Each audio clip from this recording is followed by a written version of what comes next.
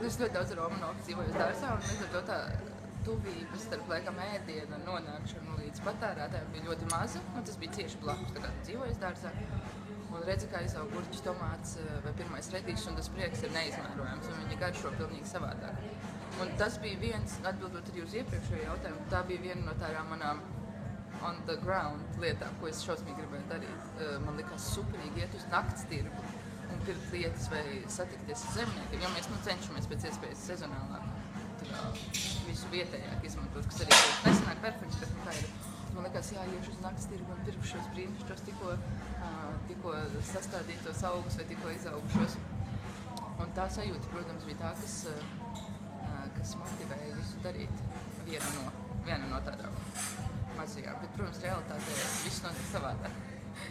Biznes ir biznes un Rīga ir Rīga, un tas ir ļoti atšķirīga pieredze no tā, kas bija bērnībā, bet tas visticamāk nozīmē, ka viņi iemācīja vēl vairāk. Tas būtu tā sasaiste ar to bērnību.